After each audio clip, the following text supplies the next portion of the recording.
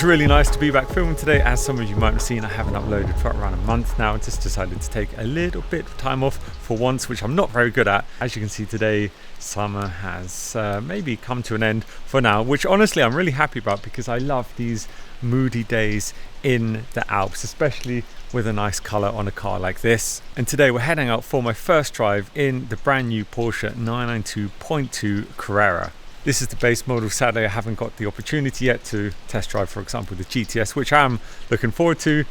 Porsche Switzerland have given me this for a long weekend, so the last couple of days I've been using it as my daily driver, getting to know the car a bit, and today would be the first time I take it on some twisty roads and see if it is still a real 911 to be enjoyed on a mountain pass. Before we get going, I need to talk about a couple of things that have truly bugged me over the last couple of days with this car. Now, it's the same setup as I experienced in the new Porsche Cayenne, which also annoyed me in that, but maybe not as much because, well, it's an SUV and this is a sports car. If this was my sports car and I had to adjust these things every time, it would drive me crazy. One thing in particular is the new speed warning. I don't know if this is a new law, so each time you jump in the car, everything resets itself. And the speed warning will beep at you if you're going 1 kilometer per hour over the speed limit, and it will drive you crazy, trust me. So each time you jump in, you need to go through the settings. So each time I jump in the car, I turn these three things off: start, stop, lane assist, and speed warning. And for some reason, they've also not made it simple. These three things for me should be always at the bottom, 3 buttons you can quickly turn off, or down here on the side. So you have to go into the car menu. Straight up here you can have start, stop, turn it off. Then you need to go into assist, scroll down to additional functions. Then at the top here we have speed warning, so I'm going to turn that off. And down here, lane keeping assist, then go back into the main menu. Anyway, let's start the car, see what the sound's like.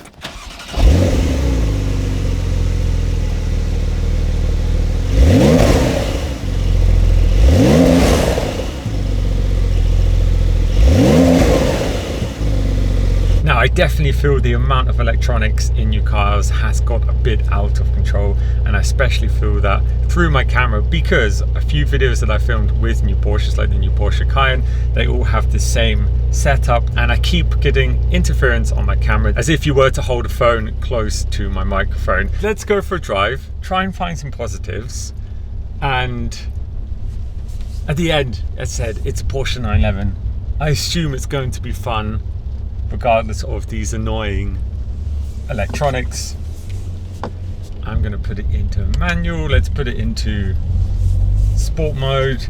Although, speaking of electronics, it's constantly shouting at me to take care because it's wet and put it into wet mode. It's just not what you want in your sports car. Now, the color on this is called Lugano Blue. Quite nice. Nice to have a color today. As I said, not something I would choose, but definitely not a bad color. So in this configuration on the base Carrera, this costs 188,000 Swiss francs. If you don't understand Swiss francs and euro is kind of the same at the moment. Normally when I collect a new Porsche to film, well, I'm always excited, but it was the first time that I drove away in this, so the car's brand new. I think I'm maybe the first person to film this car from Porsche Switzerland. It's just got the first 2,000 kilometers on.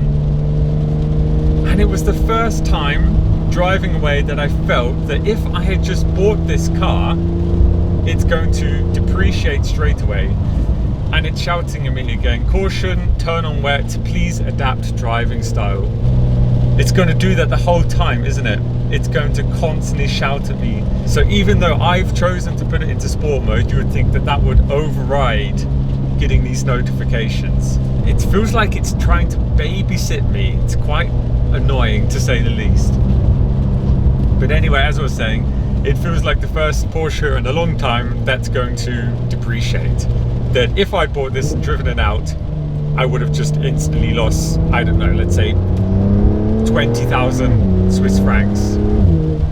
Sounds okay from the inside. Not too bad for the 3.6 litre. Putting out around 390 horsepower.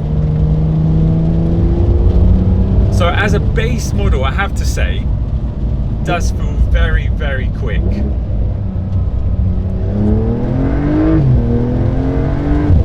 Gearbox feels really nice. Of course, didn't expect any less there. Let's think about some positives. It does feel nice. It does drive nice, no question. It feels, you know, quite similar to the previous 992.1 Carrera. I still never got along with this little thing here, putting it into gear. I miss what I have in my 991, or as I had in my 992 GT3. This was really nice to hold. The push start button. This is something that has quite outraged the internet. Porsche lovers everywhere around the world. You don't put the key in anywhere. You have nothing to twist to start your car. It feels very numb. We like things like this, having a proper Porsche key, putting it in, turning it, especially in a 911. Fine if you have it in the SUV range, that's something else, but not in a 911. Approaching my exhaust test wall, window down.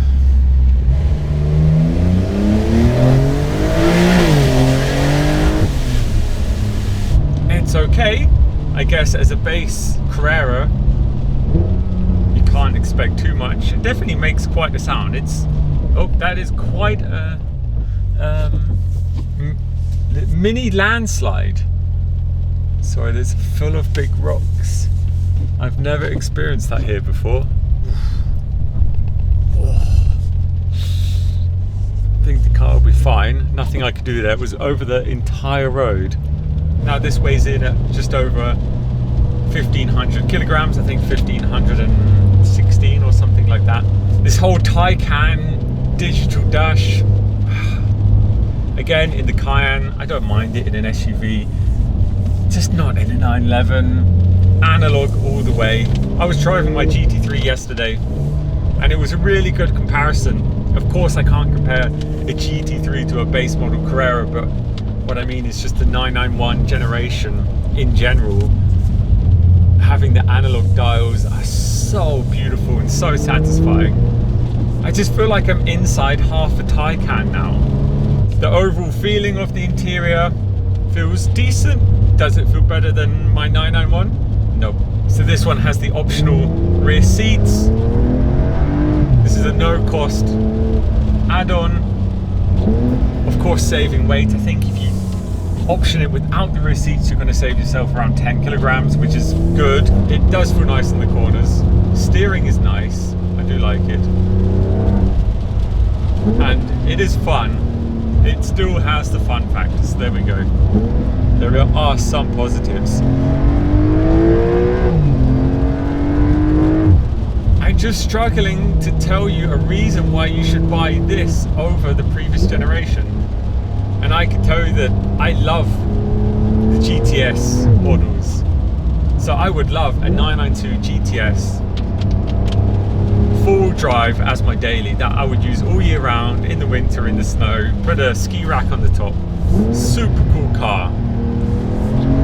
This would be my dream daily driver at the moment.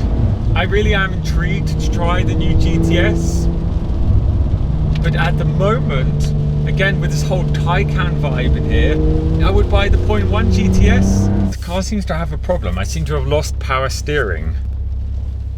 I've got a notification saying power steering restricted, increased force required, driving possible.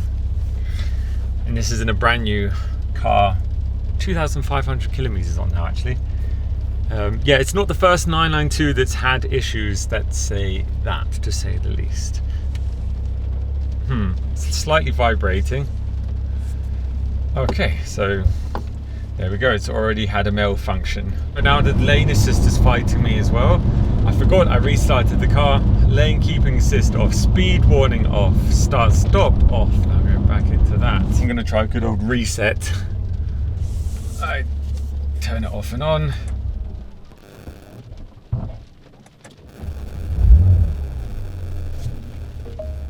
Oh, no, that's not worked. I think the way forward at the moment is quite possibly going back. But anyway, thanks for watching today's video. Hope you enjoyed it. And I shall give you all an update on a video again soon, just to let you know what was the problem with this, and if it resolved itself. I don't know, maybe it will go away in the morning, but at the moment it doesn't seem to be going anywhere. So thanks for watching, and I shall see you all again very soon. Ciao for now.